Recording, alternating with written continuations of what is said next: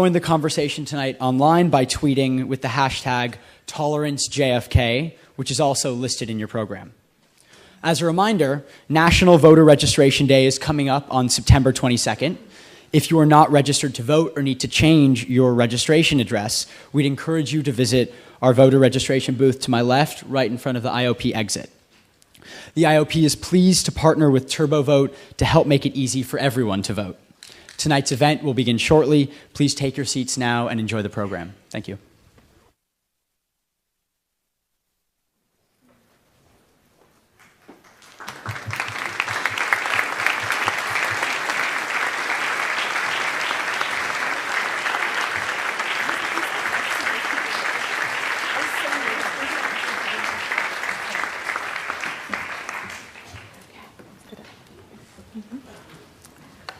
Good evening and welcome to the John F. Kennedy Jr. Forum. I'm Maggie Williams, Director of the Institute of Politics here at Harvard. And it is my pleasure to introduce our moderator, an individual who is truly a woman for all seasons. Government leader, crisis manager, terrorism expert, homeland security strategist, civil rights attorney, TV news analyst, newspaper columnist, Harvard faculty member, and mom. Juliette Kayyem, not running for governor. Juliette Kayyem is all of these and more. Juliette began her career at the U.S. Department of Justice, where she was a trial attorney in the Civil Rights Division before becoming legal advisor to Attorney General Janet Reno. She served on the National Commission on Terrorism before joining the administration of Massachusetts Governor Deval Patrick as the state's first undersecretary for Homeland Security.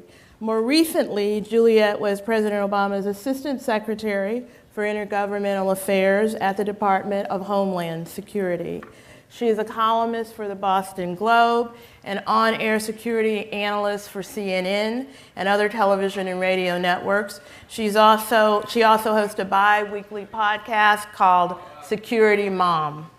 We are most fortunate to have her as a faculty member here at the Kennedy School and as a member of the Belfer Center's Board of Directors. I am delighted to present Juliette Kayyem, our moderator for the evening. Thank you, Juliette. Thank you. Thank you so much. I have to say, I'm no longer a columnist for the Boston Globe, and my producer at WGBH would be mad if I didn't correct it. So I want to thank you all for coming, and Maggie, thank you. So you all are in store for an enlightening and respectful evening. I know this because I've had the pleasure of reading this book by Sam Harris and Majid Nawaz entitled Islam and the Future of Tolerance. You'll be able to buy it in about 2 weeks. Its subtitle, A Dialogue, lives up to its promise. In it, Sam and Majid ask basic but difficult questions about Islam, reform, and extremism. It is uncomfortable at times, but always thought-provoking. And its premise, if we cannot speak about a dominant religion in the world and a guiding force for so many in ways that are critical, compassionate, and maybe to some even offensive, then we will not advance our common understanding or create a different narrative than the one that dominates discussions of Islam today. It is an intimate conversation stemming from a dinner talk between the two of them in which Harris challenged the basic premise of Nawaz's thesis by asking, how can you say Islam is a religion of peace? And instead of that ending the conversation, each going to opposite sides of the ring, leaving the dialogue to others who are more extreme in their views, they actually search for common answers or at least a common premise. Tonight, for the first time, these leading public intellectuals and scholars take that dialogue and come to the forum. Their basic bios are well known. Majid Nawaz is the author of Radical and co-founder and chairman of Kilium, a think tank focused on religious freedom and extremism. He is one of the world's leading scholars and activists for a reform movement led by and for Muslims. Sam Harris is the author of The End of Faith and A Letter to a Christian Nation, among others. A neuroscientist and philosopher, he is the co-founder and chief executive of Project Reason, a nonprofit organization that promotes science and secularism, and also hosts a podcast called Waking Up with Sam Harris. Yes, I'm sitting here with a famous atheist and a former radical. My role here is unique. In prepping, I sort of felt like I was asking my daughter if she would mind me being the high school dance chaperone, and she would reply, rightfully, "I'm fine on my own." In their book, these two just do fine without a moderator.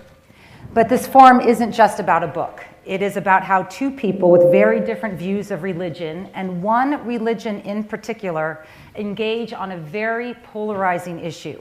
So I hope that to interject a third participant in a dialogue that turns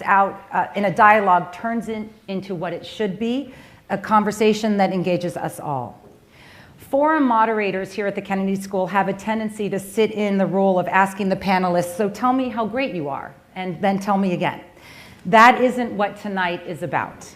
I will play the skeptic and the provocateur. It is a waste of your time and theirs to play platitudes. On this issue, time is of the essence. So, some ground rules. Freedom of speech and civil discourse are bedrock principles at the Kennedy School, the Forum, the university, and our democracy. With that in mind, I would ask the audience members to refrain from interrupting tonight's forum. While I understand that many of you may have a difference of opinion with one or both of them, I would ask that you respect our speakers' freedom to speech, right to free speech, as well as the rights of the audience members to listen to tonight's speaker. More importantly, there will be an opportunity to ask the speaker any question during the question and answer session. So with those ground rules, I'm going to start with Majid. Thank you. And I have to say, I'm pronouncing your name differently because you told me how it was pronounced and I'm now forgetting. I think your pursuit, I know what it is Majid. Thank you. Your pursuit within your Islamic faith to counter an extremist narrative is what you do for a living. It is what you write about. Seems to me a central cause given the times today and is essential given the world we're living in right now. And you came to this mission from a very personal place. And I think it's important for audience members to describe that place briefly so that they know where you're coming from. Yes, thank you, Juliet. And it's a pleasure and an honor to be here at Harvard. And thank you to Harvard and to Harvard University Press for making all of this possible. In terms of the name, the easiest way to remember it is just think of magic and put a D on the end. Okay, we got it. I blame Larry King. One of the last episodes he ever did was an interview with me, and he perverted the name to such an extent, you can watch it on YouTube. He called me Majid Nawaz, which isn't my name whatsoever, but it's Majid Nawaz, and thank you for that kind introduction. I called you Majid for about a month on my podcast, and I will never hear the end of it. Yeah. Majid is also a name, but it's just not my name. It's like Sarah and Sarah. The thing about my background in very succinct form, because of course it's something you can read on online, but I joined a radical Islamist group at the age of 16 years old due to many, many factors, which I won't repeat here. And that led to a journey for me. I ended up on the leadership of this organization. This organization known as Hizb ut-Tahrir believes, it still does believe, it's still around, believes in resurrecting a theocratic caliphate and forcibly annexing Muslim majority states under its writ, and then expanding to a point where, via offensive jihad in their own terms, they conquer the rest of the world. The method to come to power for this organization is via military coups. They succeeded in many instances in inciting military coups in various Muslim majority countries, including Pakistan, my country of origin, the last of which was a couple of years ago, where the Pakistani government announced that Brigadier Ali Khan had been arrested along with a few other plotters for being affiliated with Hizb ut-Tahrir. They are very serious about coming to power via military coups, and they were the first organization to popularize the notion that in this modern day and age, Muslims such as myself must dedicate our cause, our life's energies to resurrecting a theocratic caliphate. I joined this group at 16. I ended up on their leadership committee. I ended up being one of the first British Pakistani members to export the organization from Britain to Pakistan. Yes, that's correct. Britain is a net exporter of extremism. It went that way round, not the other way round. Though, of course, Pakistan has produced its own fair share of Taliban and other such groups. From Pakistan, I then went from there back to the UK and ended up every weekend flying to Denmark to set up the Danish Pakistani chapter. And eventually, one day before the 9/11 attacks, I arrived in Egypt, where I continued to attempt to recruit people to this cause. And in roughly 10 months after 9/11, my activities caught up with me, and the Egyptian regime arrested me, along with hundreds of others, Egyptians and a few other Brits. They eventually, after a stint in their torture dungeons and after roughly 4 months in solitary confinement, they eventually charged us. We were charged and then convicted for believing in ideas and belonging to a banned organization, at which point Amnesty International adopted us as prisoners of conscience. And from there, fast forward to completing my sentence. I wasn't released early, I had to complete my sentence. When I returned to the UK in 2006, after a period of what I have come to describe as the jihadist equivalent of living in George Orwell's Animal Farm, I reevaluated my perspective and my understanding and decided to critique the Islamist ideology while remaining a Muslim, and set up Quilliam as an organization to do that critiquing, and that's what led me to this stage here today and in dialogue with Sam. Thank you, Sam. You came to this dialogue obviously from a very different place. Your work has focused on the new atheism and a belief that we should be at liberty to criticize religions. In that regard, to make clear, your critiques of Islam really are in a tradition of your scholarship overall. But I think it would be helpful to describe to people where, your intellectual enterprise and how you came to this conversation. First, thank you again to Harvard University Press and Harvard itself, and thank you, Juliet, for moderating. When I read Juliet's bio before this event, I thought that Majid and I should be asking her questions. So if you go back and read her bio, if you ignored the preamble, because it's very impressive. I had been studying philosophy and I've been kind of self-taught in religion for the decade of my 20s. I was very interested in religion and spiritual experience. I spent a lot of time in India and Nepal studying meditation. A full decade reading in religious traditions, East and West. Decided to go back to school to do a PhD in what ultimately became neuroscience. I thought I would do a PhD in philosophy, but then I kind of got sick of hearing the philosophers wait around for the results from neuroscience labs when the conversation turned to the topic of consciousness and the nature of the mind, which is really the center of my interest. So I was in the middle of doing a PhD in neuroscience, actually studying belief at the level of the brain, using fMRI, functional magnetic resonance imaging, to study human beings believing or disbelieving various propositions. And then people started flying planes into our buildings on the basis of really explicitly held religious beliefs. So my career as a writer, really the first few books, is what 9/11 did to my intellectual life. Essentially, it kind of preempted my research in neuroscience. And I was AWOL for a couple of years. I wrote The End of Faith. I wrote Letter to a Christian Nation, which was my pushback against the Christian pushback to The End of Faith. But many people have noticed over the last, since I've been criticizing religion, that I've had a special focus on Islam. And one thing that has been somewhat unique about my atheism, though I never identified myself as an atheist when I wrote The End of Faith, was that I believe religion is a word like sports. It's just a suitcase term that names a very diverse range of behaviors and commitments. And just as you can't talk about Thai boxing and badminton in the same vein and say anything really useful, I don't think talking about religion in general or opposing religion in general makes a lot of sense. I think we have to talk about the specific consequences of specific beliefs, and I don't think I'm alone in worrying that there are specific beliefs within the tradition of Islam that are uniquely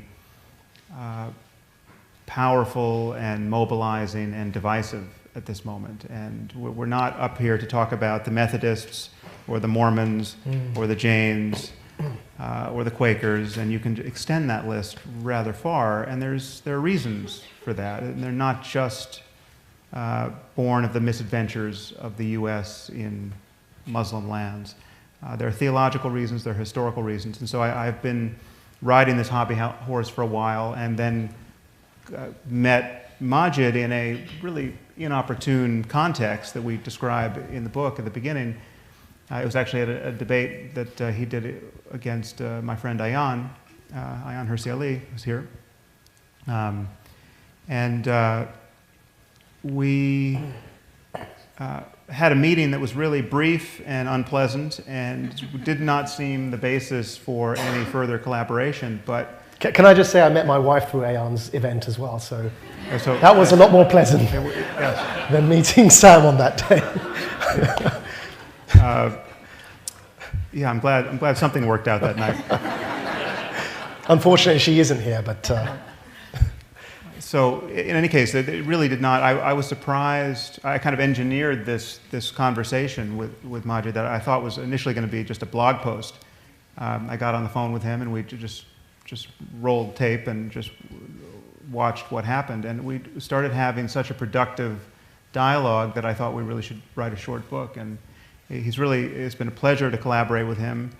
And the liberal or regressive liberal pushback against our effort that no doubt we'll talk about has really been amazingly cynical and ugly. And there are people, I don't know if we should name these people or not, I'll let Majid decide, but one person on Twitter who has some platform called Majid my lapdog. He talked about what an obscenity it is that a white non-Muslim like me would think that he could write a book about how to reform Islam, and then when someone pointed out that I had a co-author on this book, Majid, he called Majid my lapdog. Well, if you read the book, you'll see that if anything, my views and my way of speaking about this problem have been more modified than Majid's by our collaboration. So it's a very interesting context in which we're having this conversation. So based on the substance of the book, let's just begin with whether, what is Islam? Because you raise a particular question at the beginning of the book. Is it a religion of war or peace? And there's one narrative, which is it's been hijacked by radicals and extremists who are purporting to be of a certain faith and acting in ways that we all see on the front pages of the newspaper. But there's another way of thinking about it, which is that what we're seeing or what people are saying is at the core of the religion. So I'll ask you bluntly what you ask in the book, which is Islam a religion of war or peace? Well, I'll take the first whack at that. I think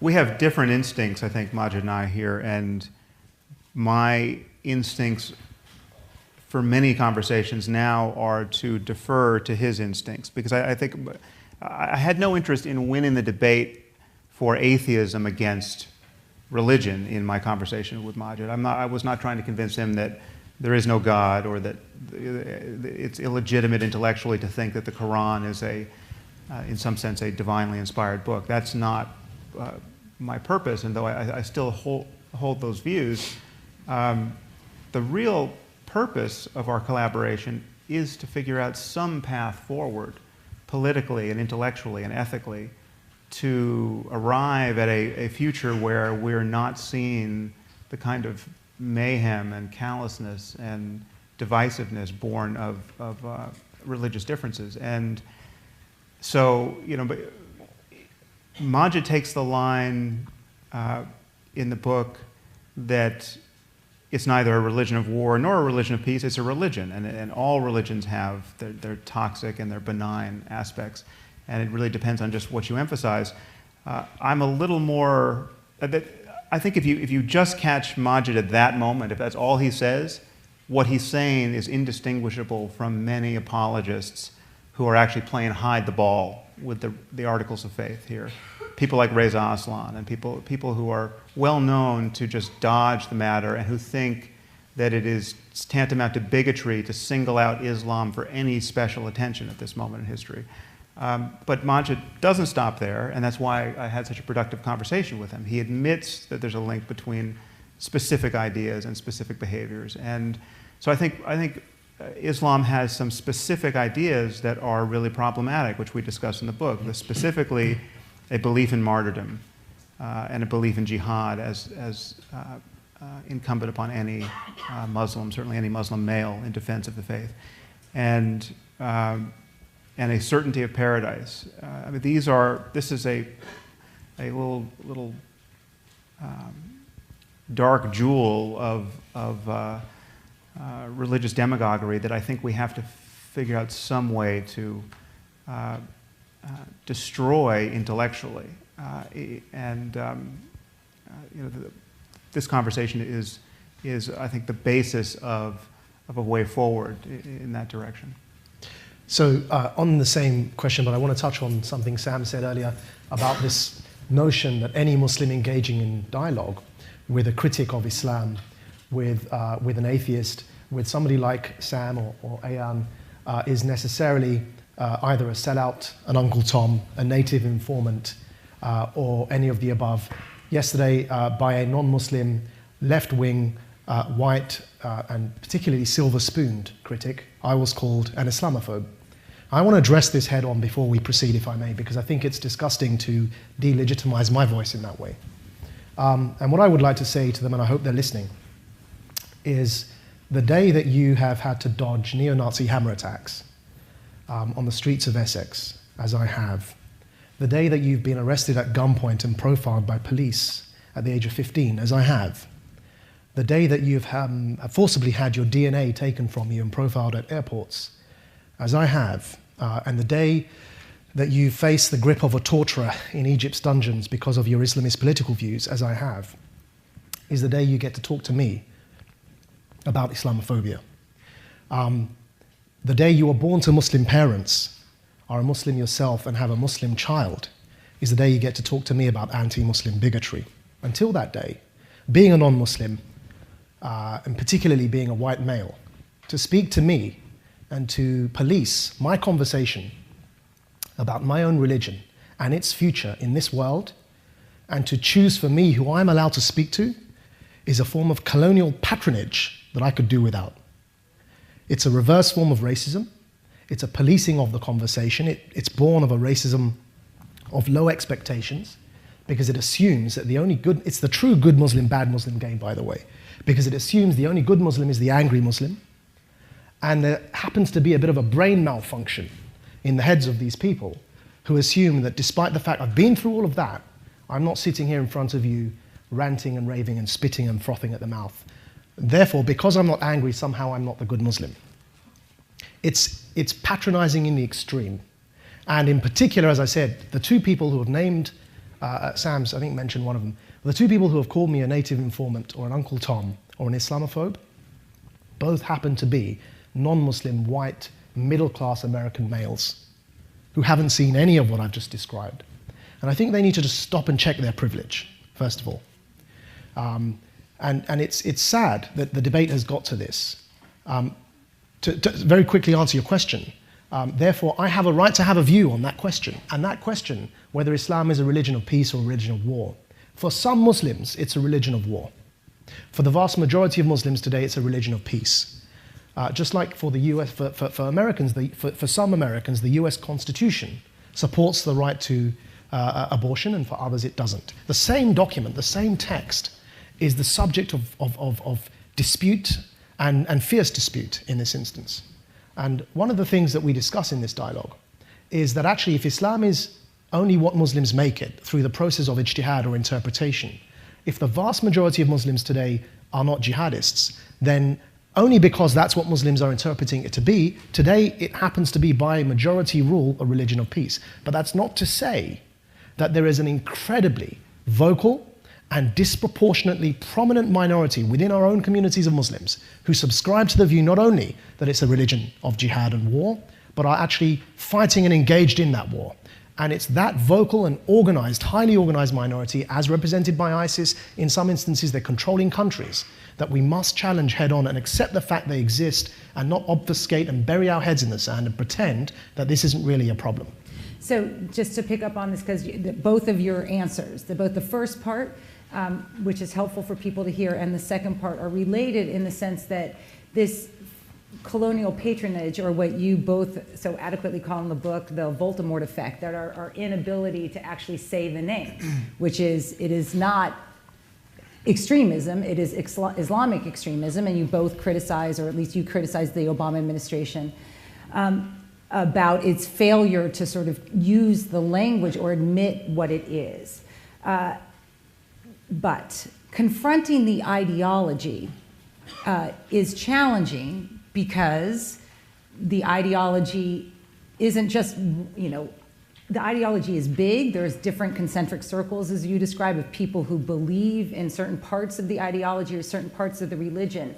So how do you get people to actually talk about the ideology and begin to reform it or rethink it or become nonviolent if we're also afraid to even say, this isn't extremism, it's Islamic extremism? Yeah, I mean, I read all the Harry Potter books in prison, and it's where I got that analogy from for the Voldemort effect. And I've told J.K. Rowling this, and actually I'm not sure how pleased she is that we're applying it to Islamist extremism. But effectively what it means for those of you who, and I hope everyone's read the books, those of you who haven't read those books, there's a bad guy in the Harry Potter books called Voldemort, that people, the two things. First of all, they deny he exists, and they're also, while denying that he exists, because he's meant to be dead, but he actually isn't really dead, the second thing is they're too scared to name him. So instead what they say is, he who must not be named is dead. Now, I took that and said, look, that Voldemort effect, being too scared, too petrified to name the problem when actually it's staring at you in the face, is what's happened with Islamist extremism. And the problem is we have been unable to name the problem, led by President Obama himself all the way down.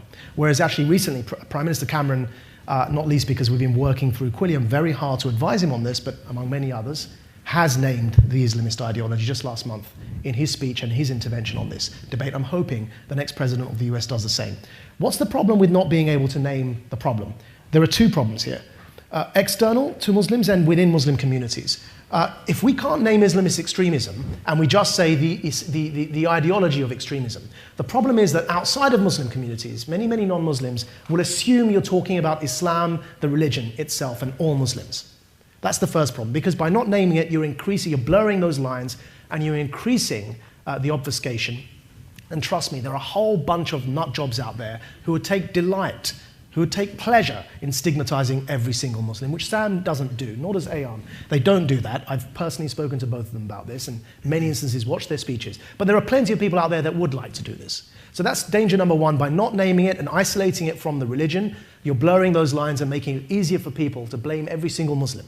The danger within Muslim communities is that by not naming the problem, we are disempowering the voices of those reforming Muslims who are attempting and struggling, who are vulnerable within their own communities and who are struggling to bring about that reform dialogue within Muslim communities. We are disempowering their voices. We are not allowing them to make the case within the religion of Islam to say, the problem isn't Islam, fair enough, but there is something we have to address. And that something is this Islamist ideology that has hijacked our voice. But actually, by depriving them of that language, what are they left to say? How are they meant to have that debate? And instead what happens is every gay Muslim, every feminist Muslim, every liberal Muslim, every dissenting voice is silenced, is shut down, is stigmatized, and those who shout the loudest are the ones dominating the discourse. And then we complain when mainstream society says, where are the moderates? We're not even giving them a lexicon to have this conversation. Sam, did you want to pick up on that? Yeah, well, I think we should be candid about how depressing the state of the conversation is around this conversation. Because, for instance, I think at one point you said to me that you either expected or in fact were receiving more criticism with regard to talking to me than talking to Islamists or even Absolutely, jihadists. yeah. So he could go and talk to a failed suicide bomber, right? And everyone's happy. And that's completely legitimate use of his time, and of course we need to have conversations. How else could we move forward? But talking to famous atheists over here, that's as controversial as it gets. And that is of a piece with this liberal or pseudo-liberal criticism that both of us are getting on this topic, where people can't seem to see that, for one, that we're talking about ideas and their consequences.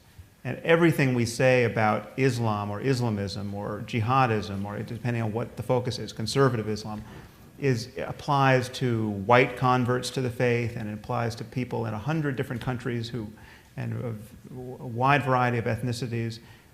If ever I say something disparaging about Islam compared to Hinduism or Buddhism, well, then that has nothing to do with racism or the colors of people's skin. I mean, so racism and bigotry against people based on ethnicity or the country they're born, that has nothing to do with this conversation at all. And so this meme of Islamophobia that has been thrown up to prevent conversations of this kind is really quite destructive. And it's something that, I mean, the hypocrisy here should be just shattering to liberals in particular, because you have, as Majid just said, we are abandoning the women and the freethinkers and the gays and the public intellectuals and the apostates in, these are the most vulnerable people on earth in Muslim societies, where you have atheist bloggers, or not even atheist bloggers, just secular bloggers. People like Raif Badawi. Getting hacked to death, and liberals are not only not giving them any tools by which to better their lives, they are castigating the people who are trying to shine a light on the disproportionate nature of the problem here. To be gay, or even a woman in a country like Afghanistan, or Saudi Arabia, or Bangladesh, I mean, these are unlucky places to be in a minority of that kind. And so it's as we argue at some length in the book, liberalism has really failed us here. And it's not, and you can criticize Christianity all you want, and liberals will never bat an eye. You can criticize Mormonism all you want, but the moment you try to shine a light on the problem of, I think, appropriately described as Islamism for this conversation, just the full armamentarium of political correctness and cries of racism just hits you full in the face, and it is a thankless job. Nobody wants to do this. Nobody wants to have this conversation because it is so poisonous, especially on college campuses. One of the good things that's come from, for me, that's come from our dialogue, is that at least I'm sensing that the emphasis has shifted from one about the metaphysical conversation about whether God really exists or not, to the political and social values that we need for just and stable societies. And that's where I'd like to see the conversation go.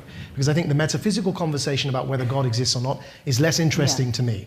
What's more interesting is that you can have the Church of England in the United Kingdom, but they won't be chopping people's heads off, and they won't be lashing people like Raif Badawi just for writing a blog in Saudi Arabia. And so if we can get to that stage, then we can have these conversations without fear of attack and and lynch mobs coming to the door. So I'd like that emphasis, and I think this book leads to that. I don't know if you agree, Sam, but I think that what comes from this dialogue is that the emphasis is very clear and loud, is on reasserting liberalism and civil liberties and human rights that cut both ways.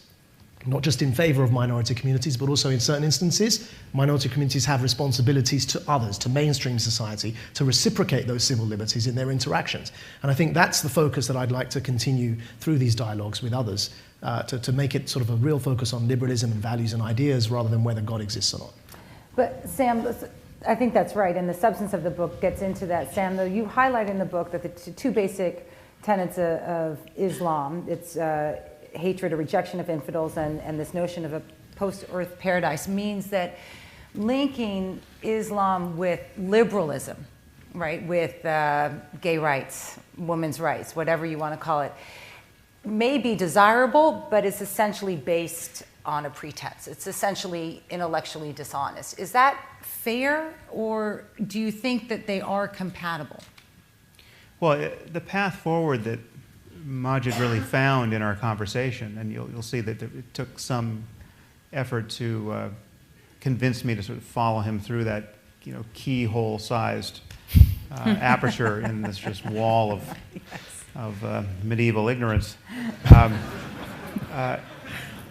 is that basically that by the lights of Islam, there is no true Islam. There's no pope. There's no place to stand within Islam to say that your view of the faith is the truly canonical one. And so there is a radical kind of pluralism there, which reformers can take advantage of, where you can say, listen, whatever, you can be as doctrinaire as you want. You can be right of Mullah Omar in terms of your theological commitments, but what you can't be is someone who thinks that applies to all Muslims for all time. Now, I remain quite skeptical that we can have conversations with people of Mullah Omar's sort. We're not going to have a dialogue with al-Baghdadi or the rest of ISIS, but as a general matter, from Majid's side, that the way forward is to recognize that this pluralism demands a commitment to secularism. It demands, because there is no one version of Islam, you can't, you have to keep your version in this zero-sum contest with all these other versions out of public policy and out of politics. And then that commitment to secularism can hopefully open a space for genuine liberalism and a genuine commitment to all these other values that we want, which aren't best expressed in any religion, frankly. They're the result of a modern conversation about ethics and politics and human rights. Yeah, I think you've just done a wonderful job summarizing my stance there, so I won't repeat it. But I think it's important, if you read the dialogue, you'll see that there are some surprising positions that traditional Islamic theologians have taken, which have been very literalist stances, but have led to very liberal outcomes. I'll just mention one, and I think it's important at this stage for me to say, look, I'm not a religious leader. I'm not even devout. I want to make that very clear. Some of you will see me, and you'll see me doing things that aren't typically devout. I won't elaborate. But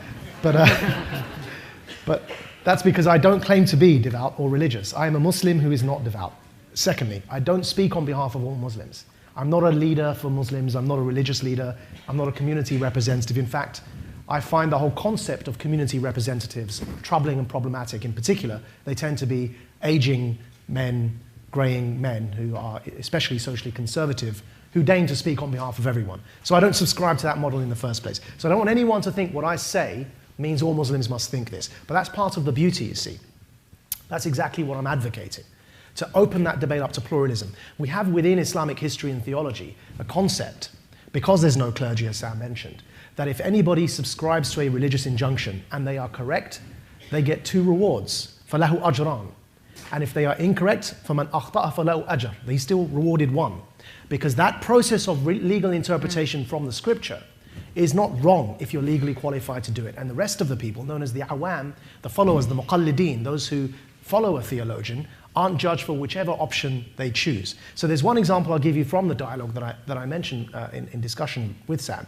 And that is that from the earliest exegesis of the Quran, from the earliest tafsir, the Hanafi school of law, comes a man known as Abu Bakr al-Jassas, who was the first mufassir, or the first exegete of the Quran, to elaborate and explain upon its meanings.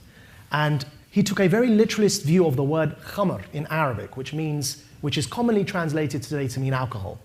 He took a very literalist approach to that word, and he didn't budge from its linguistic meaning, which was, and everyone concedes this point, by the way, that originally khamr only meant grape wine, the wine from grapes. It doesn't mean whiskey, it doesn't mean gin, it doesn't mean beer, it only means the wine from grapes. And the early Hanafis, which was the first school of jurisprudence, I must emphasize, the closest in the times of the Prophet Muhammad, peace be upon him, say that therefore every other form of alcohol is legal apart from grape wine.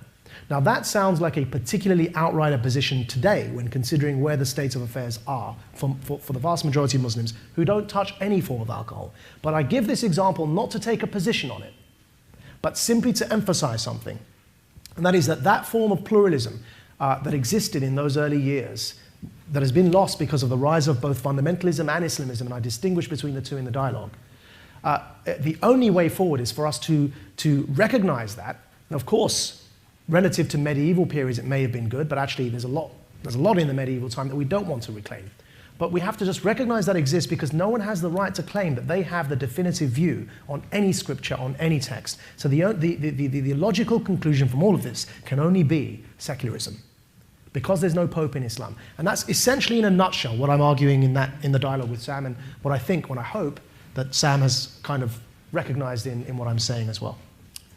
Majid, I know we have to go to questions soon. I want to ask you, though, about grievance and what you hear, and I know there's no single spokesperson or whatever, but and violence, because I think from the perspective of people who are from the United States who see what's going on in the world, the linkages between wrong linkages between the religion and the grievance that then leads to grievance of US policy, grievance of Iraq, grievance of Afghanistan, whatever it is, to then violence seems to be a straight line. So what do you say to the person who says, look, people can be, annoyed at the US for all sorts of reasons. Why is it only one religion that actually takes that grievance to violence and therefore requires all sorts of, policies by the United States for good or for bad, which then leads to a new level of grievances, which then leads to more violence? So just for those who aren't familiar with these debates, which in the policy circles, as you're very familiar with, are quite common, the question is whether radicalization is caused by foreign policy grievances, and therefore do we need to change our foreign policy, or is it caused by, say, ideology and something else entirely, and therefore we need to address ideology? What I say is that human beings react to circumstances differently.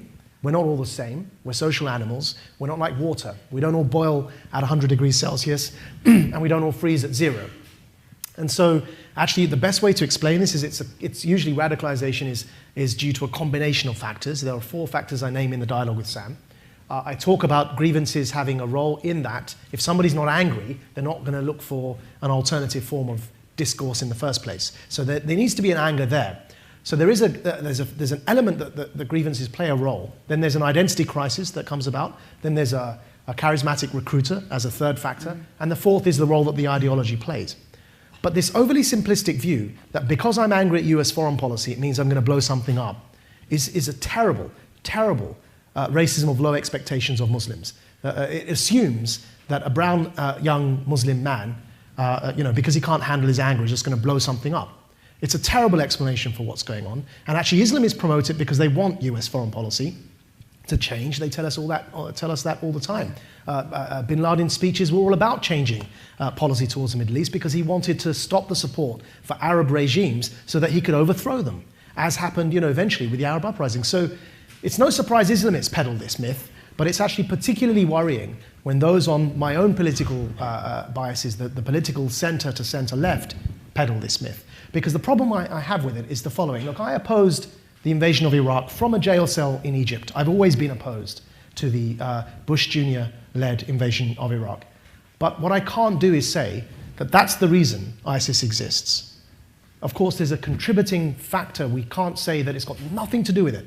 But what I can't say is that that's the reason, that's the cause. Because if you think about it, you follow that logic through, why on earth are ISIS enslaving and raping Yazidi women en masse? What did these poor Yazidis do to anyone, anywhere?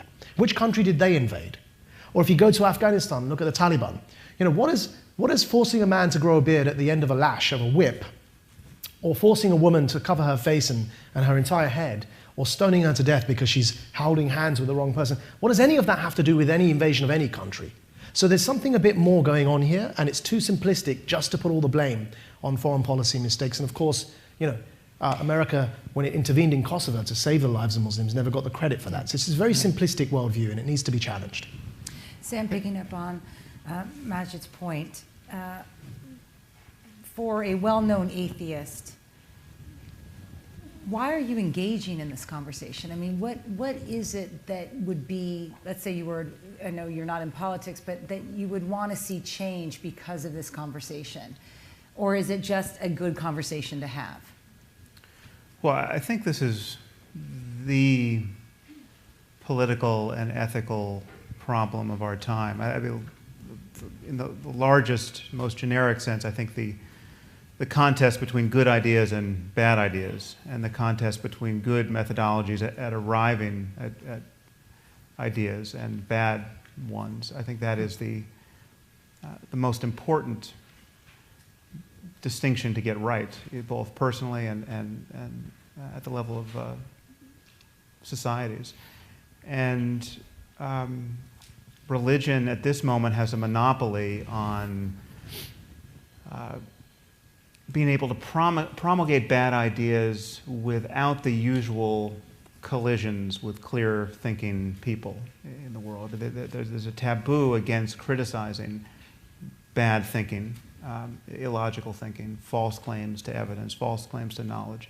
And I think this has just a destabilizing effect on human cooperation in general, because all we have is a choice between conversation and violence when things really matter. And when you're telling me that there's certain things you know to be true, but the way you know them is not based on any kind of publicly available mode of evidence or reasoning, and these things are not only non-negotiable, they're the most important principles in your life, this is intrinsically divisive. And this worries me across the board with all religion, but with certain religions, their commitments don't matter all that much. The fact that Jains won't kill animals and are rather dogmatic vegetarians, that's not a problem for anyone. And we're not going to see Jain terrorists insofar as they are, and this is why fundamentalism is a term of art and a red herring. The fundamentalism is not a problem if the fundamentals of your religion are totally benign. The crazier you get as a Jain, the less anyone has to worry about you. And that is rather obviously not true of Islam as a religion, nor is it true of many other religions. But Islam has a few variables that we've just touched on briefly that are uniquely problematic. And if I could just touch on this notion of grievance that Majid just discussed, I think we also have to admit that certain grievances really are just born of religion. They really are just theological. Mm-hmm. And if you push back hard enough on the theology, discredit the theology, that is what you need to do to contain the risk born of these grievances. And so, drawing cartoons about the Prophet Muhammad, right? Mm-hmm. Now, if I took out a piece of paper now and drew a cartoon, a stick figure, and said, "This is Muhammad," it's not implausible to worry that the rest of my life will just be this deranged attempt not to be killed by some religious maniac who thinks I have crossed a line there. There's only one religion on earth today that is doing that to people, and this is not based on U.S. foreign policy. It's not based on anything other than specific religious ideas. And that what liberals where liberals have grown confused on this topic is they think there's some tension between free speech and freedom of religion, whereas there's not. If your free exercise of your religion requires that I follow its precepts, that's not freedom of religion. That is theocracy. Mm. Right? And there's nothing I could say on this stage tonight that infringes upon anyone's freedom of religion. There's nothing. People have the political freedom to practice whatever faith they want in this country, and we all, as just sane participants in a civil society, have to recognize that all of these religious ideas have to be on the table to be criticized, mocked, satirized, and that has to be the line between free speech and its erosion. That, for me, is the most crucial line to be very clear about. Yeah, what we say, there's a maxim that we use in the dialogue that no idea is above scrutiny and no people are beneath dignity.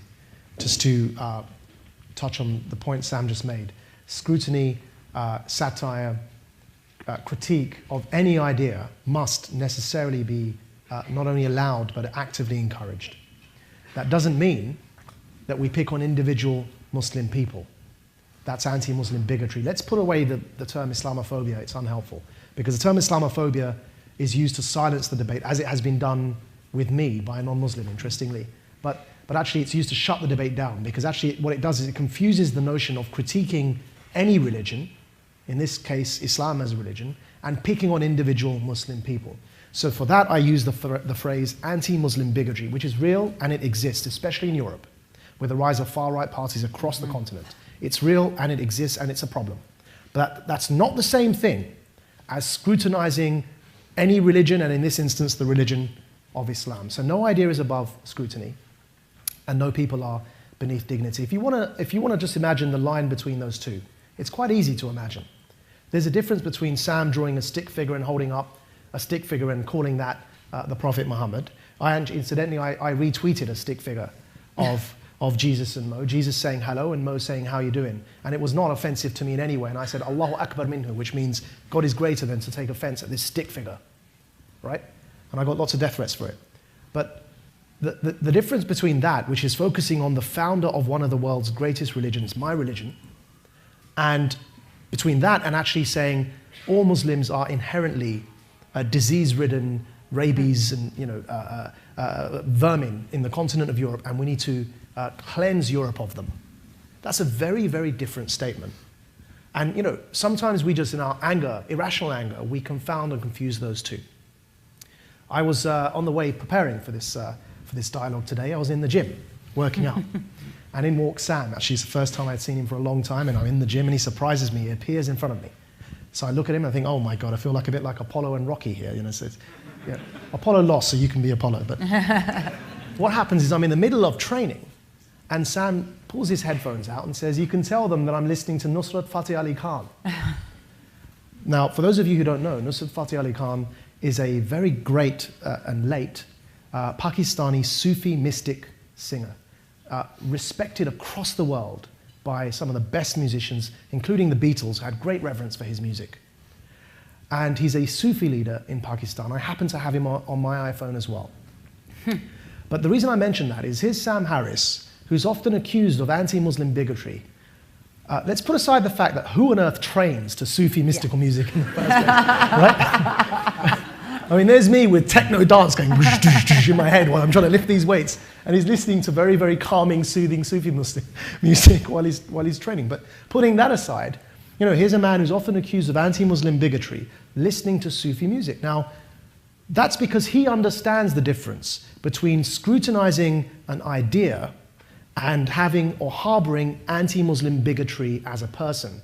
And if he didn't understand that idea, he would not be listening to one of the greatest Sufi mystics and musicians that Pakistan has ever produced. Instead, he'd be boycotting that man because he's a Muslim.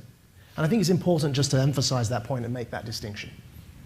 On that note, I'm going to open up the microphones to whomever wants to ask a question with an emphasis on question.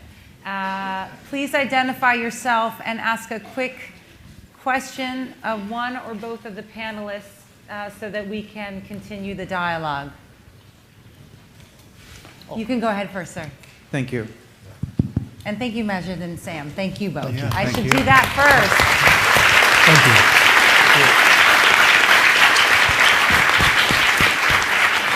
And to say that we literally got through about 10% of the depth and sensitivity and creativity of the book is an understatement. So stay tuned. Hi, thank you both. My name is Zuhair Mazouz. I'm an Arab journalist. I wanted to say very frankly that I liked Mr. Nawaz's analogy between the debate happening in the Middle East, North Africa, and the one happening in the United States. You used the Quran to describe the debate happening in the Middle East, North Africa about governance, and then in the United States you used the US Constitution. And that to me is very symbolic of how far off these two regions of the world are from each other.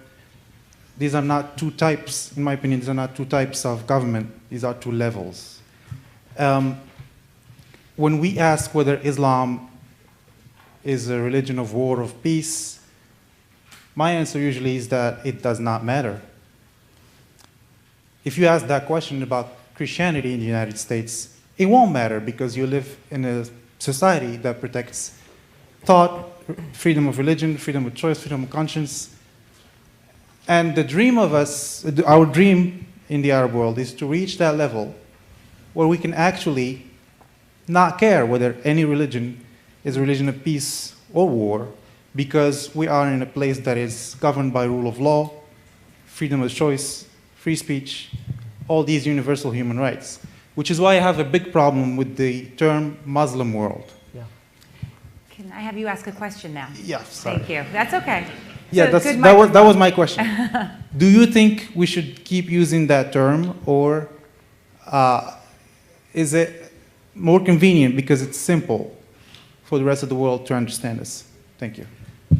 Okay, so may your kind multiply. I really, really hope that lots of young Arabs like you speak in the way that you just did, and it's incredibly encouraging to hear you say that. I agree with everything you said.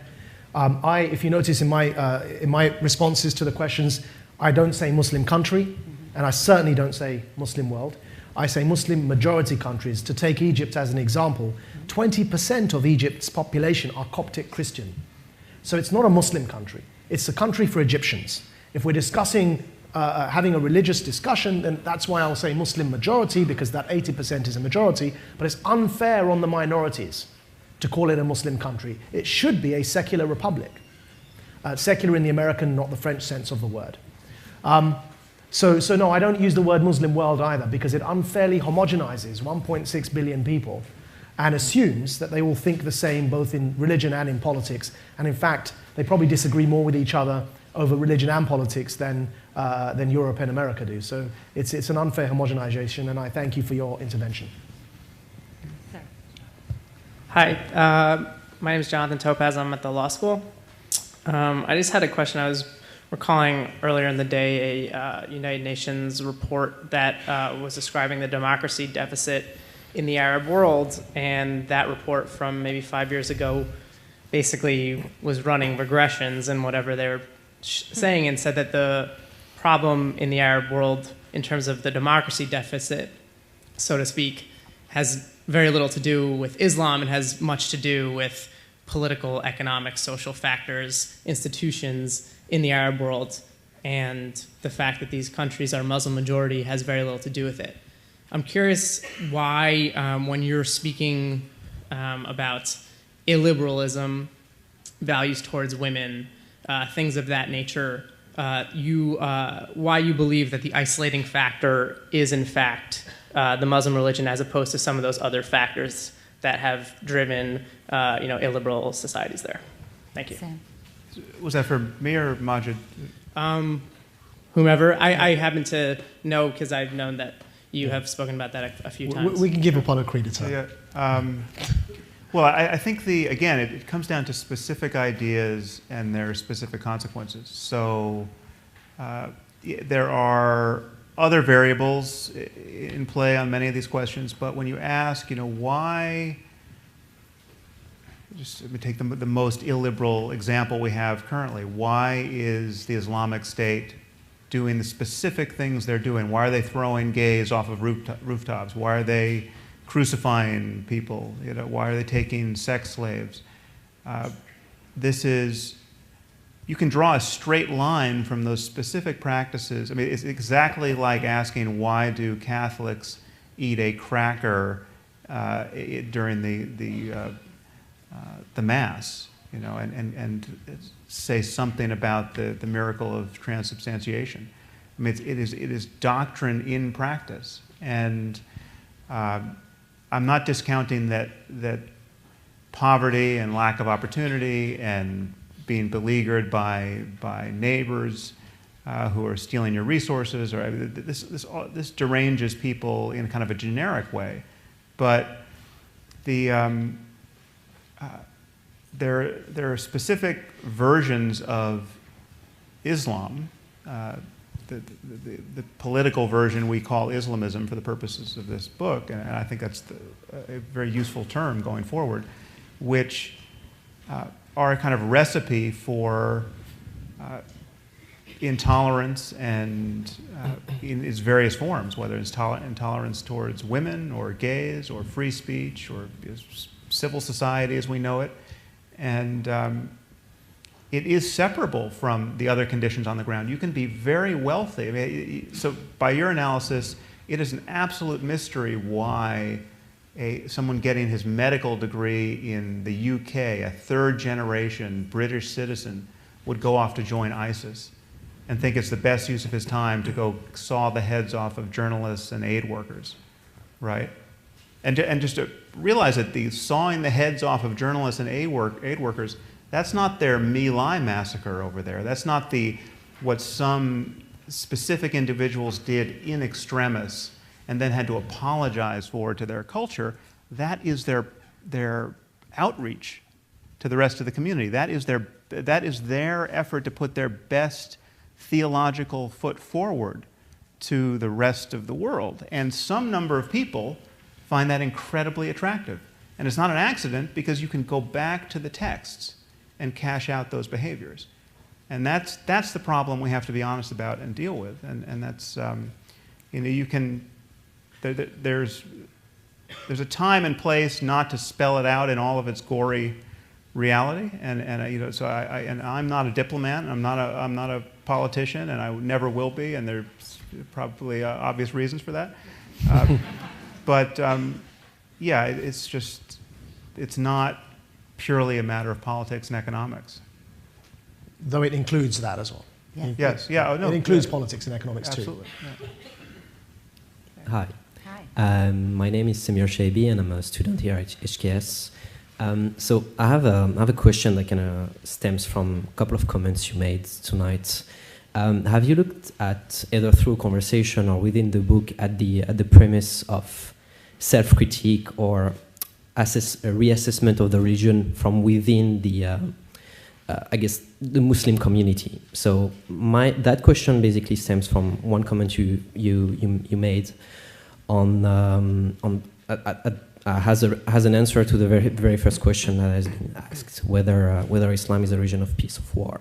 You said martyrdom is very much part of Islam, but I feel also that, caveat here because I'm Muslim, the religion can give us the tool of doing that self-critique. In the Quran, there is mentions of martyrdom being a lesser form of jihad, because Islam is very much a religion of self-struggle first, and martyrdom and going to do jihad is kind of a last resort kind of choice. And the other thing is that the other comment that kind of stemmed that question is the thing you said around rights of women, gay rights, etc., etc.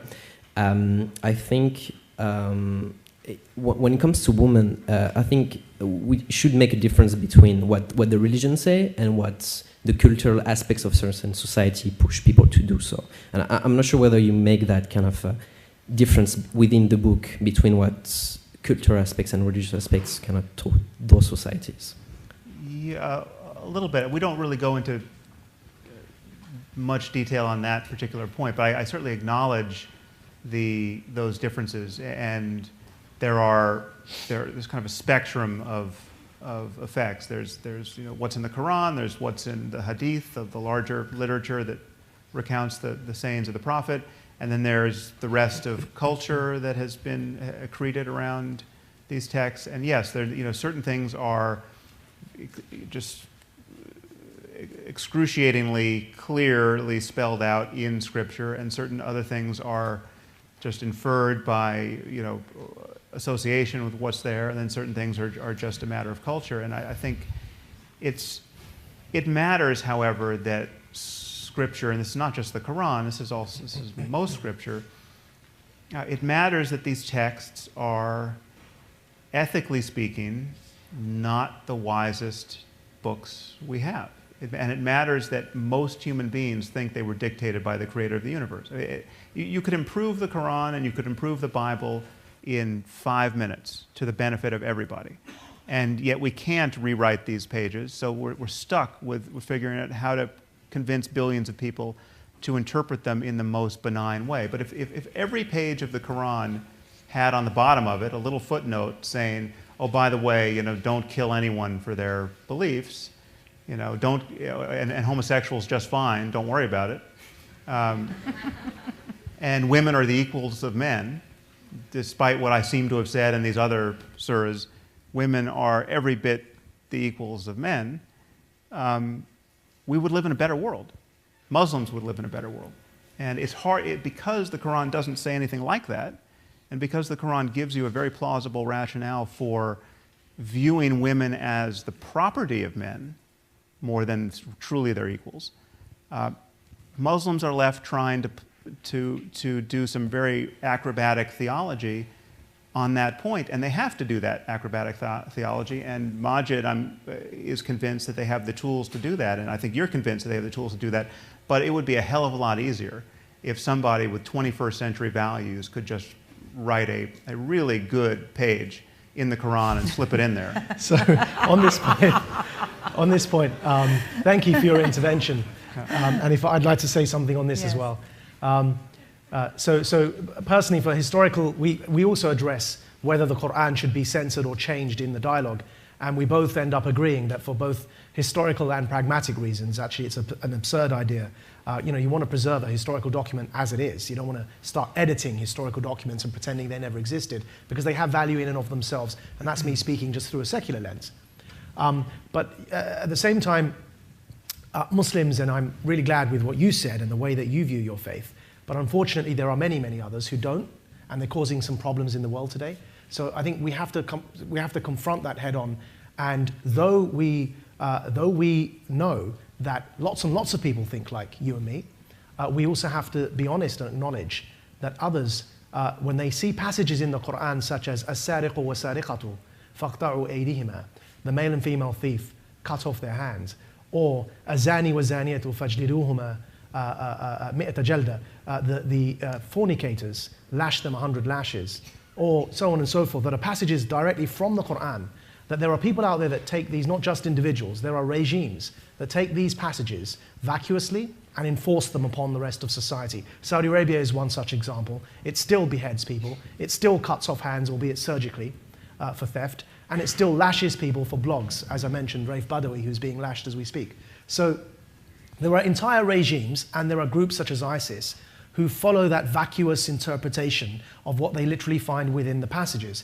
And I think it's incredibly helpful if Muslims like you and me own that, are honest about it, say, yes, there's a challenge we have here, and let's open up that debate. One of the things I mentioned in this dialogue with Sam is that how historically people have got around some of these issues. The last ever legitimate caliphate for Muslims, you will know, was the Uthmani Khilafah, the Ottoman Caliphate. The Ottomans took these passages known as the Hudud laws, the penal codes, and the Sheikh of Islam of the Ottoman Caliphate, the leader of the Ottoman Caliphate's theological reasoning, came along and said, through religious reasoning, he said, we're not going to use this anymore, and he adopted the French penal code instead. And that was done in a caliphate by the Sheikh of Islam.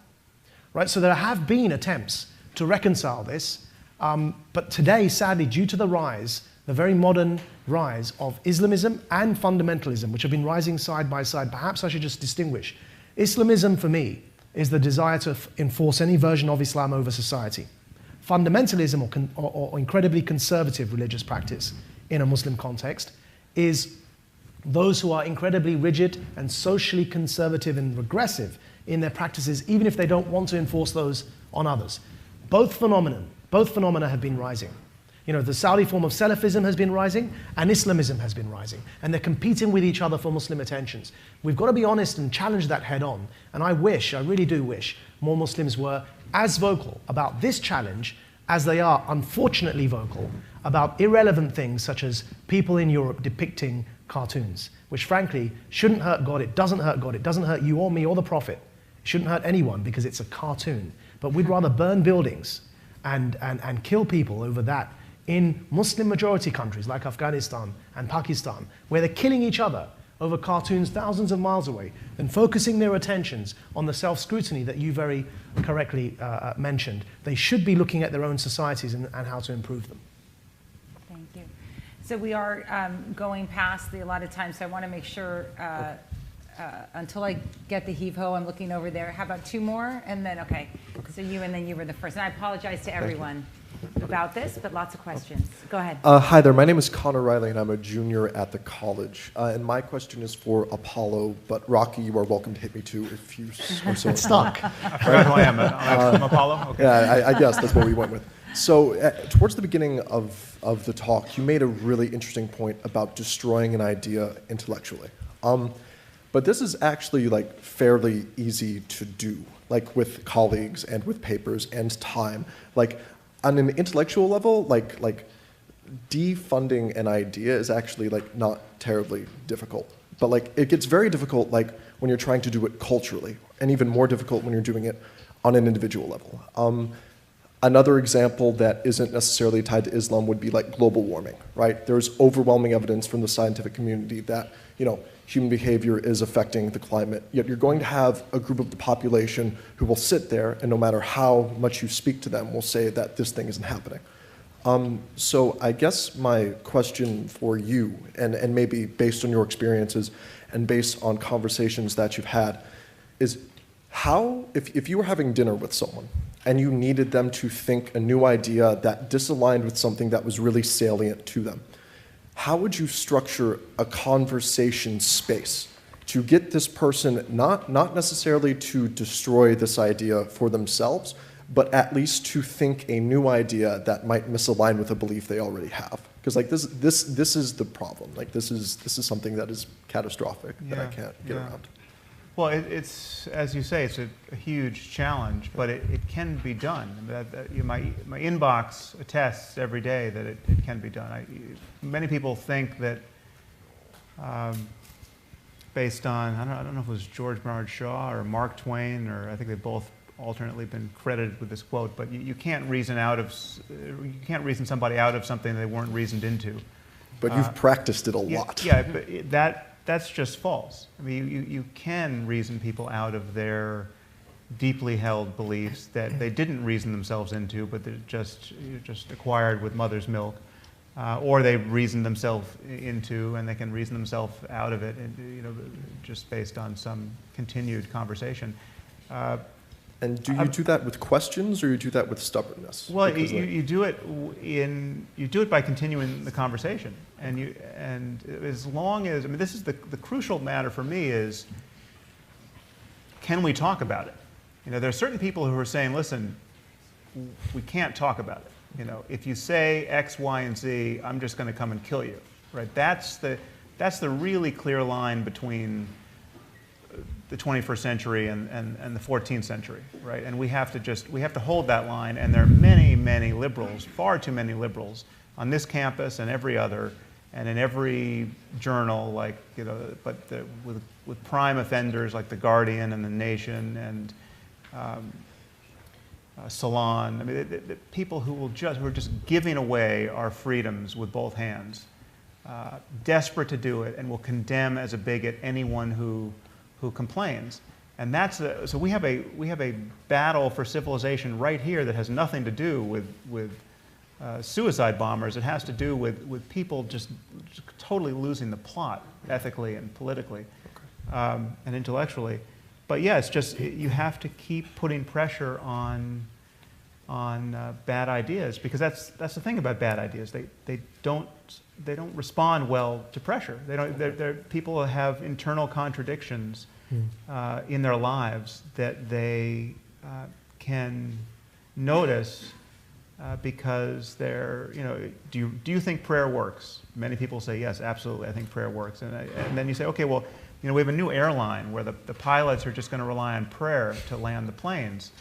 Tickets will be cheap, and you can very cheap. Sign up. Who's going to sign up for that airline? If the pilot comes over the PA system and tells you that he's convinced that prayer is all he needs to land this plane, you're just going to see just stark terror on the faces of even the most religious people, and so that's a contradiction that can be pointed out, and we have to do that 1,000-fold, and just keep doing it. But as you say, global warming, evolution, these are the jury's not out on questions, and many people just don't subscribe, and it's a failure of conversation ultimately. Thank you. I want to thank this young man for seating the microphone over, and to you for a question, because we wanted to get a diversity of questions as well. So thank you very much for your question, the last one. No pressure, right? Thank you again. So my name is Rana Abdelhamid. I'm a student here from New York City. And I just wanted to go back to your point about just the anti-Islamic bigotry and hate crimes. So even though we can sit here and have a conversation about the difference between Islam, Islamism, and fundamentalism, oftentimes media does not necessarily distinguish between these things. And it's very easy for, like you said, right-wing groups to take these ideas and kind of continue to dehumanize the image of what a Muslim is, and creates an increase in hate crimes, an increase in anti-Islamic bigotry. So I'm wondering what you would say to that and how you're able to separate these things and have this conversation, especially within the Muslim community, when it's so hard to kind of fight that external battle as well. Thank you for your question. I recently wrote a column. I've just started the regular column for the Daily Beast, and my last piece was actually on the rise of bigotry across the spectrum. And I cite a statistic which is incredibly worrying, and that's the London Metropolitan Police have said that anti-Muslim hate crimes have risen by 70% within a year in London. Anti-Semitic crimes have also gone up to the point where government ministers are giving speeches about how concerned they are with the rise of anti-Semitism. I think bigotry across the board, because, and I tie it directly, personally I tie it to identity politics and the rise of identity politics, people seeing themselves as part of their group and all others as the out-group. I think that leads to division and bigotry, but that's another conversation. But on your question, it's certainly a huge, huge issue in Europe. Communities are being divided along these lines, and attacks are taking place against synagogues across Europe. We saw some of those violent attacks where terrorists, once they finish attacking journalists, the very next place they go to is a synagogue, and start attacking Jewish people. We're speaking on Jewish New Year, and it's a huge, huge issue across Europe where, in France, Jews in particular, for example, don't feel safe. And then likewise, as I said, in London, if anti-Muslim attacks have gone up by 70%, women who look like you don't feel safe walking in the streets because they're worried about being attacked. And that could be my grandmother, who also wears a headscarf. So I can assure you that I have every concern and worry. As I said to those non-Muslims who are trying to police my conversation in this, look, I have a Muslim child. I have Muslim parents. I have a Muslim grandmother who covers her head with a headscarf. I'm directly affected by the rise of anti-Muslim bigotry, and I'm a Muslim myself. And I've been attacked. I've been profiled. It's a huge concern. My only issue would be that the way to challenge this is to throw open that conversation. I think the Voldemort effect, as it did in the Harry Potter books, and we'll run with that analogy, if we don't name the problem, it increases the hysteria, and which was one of the genius aspects of J.K. Rowling's usage of this device, of creating an enemy that we're too scared to name, because it only increases the hysteria. If you can't identify what you're worried about, you end up generalizing about everyone. And so why I push the term, you can go online, there's a very polite and civil debate I had with Fareed Zakaria on CNN, on Anderson Cooper's show, about whether we should use the word Islamism or not. I like to think I did quite a good job. I mean, maybe Fareed Zakaria will disagree. But actually, I elaborated on this point, that if we as Muslims don't isolate Islamism from Islam and then define what we mean by Islamism, and say Islam by definition isn't definable because it's a religion like any other. It has all the denominations and sects and interpretations and disputations that all other religions have. But Islamism is this thing here, and we define it as a desire to impose any version of Islam over society. And that's what we're worried about. That's what we're challenging. If that's a Muslim-led conversation, you will find eventually that that understanding spreads, as it's done in this instance. I like to think that Sam's conversation around this has developed more nuance since we began our dialogue. And likewise, I've developed. Since discussing with Ayan and Sam on these issues, I've changed my views on many things. That's the beauty of conversation. And the only other alternative to this learning process that we all have to go through, and by the way, we'll make mistakes in the process as well. We will stumble and fumble our way through this. Sometimes I'll say something stupid, sometimes you will, many times he can.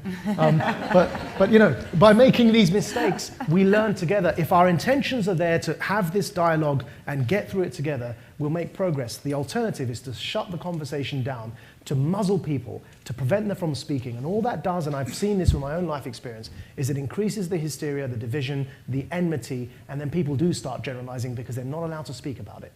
So that's my take on that. But thank you. That's a great end. Majid, Nawaz, and Sam Harris, I want to thank you both. Thank you. And thank the audience for your listening. The book, once again, is Islam and the Future of Tolerance, a Dialogue, Harvard University Press, in about 2 weeks, as I look over at the editor and a nod. And thank you both very much for being here. It was excellent. Thank you. Thank you.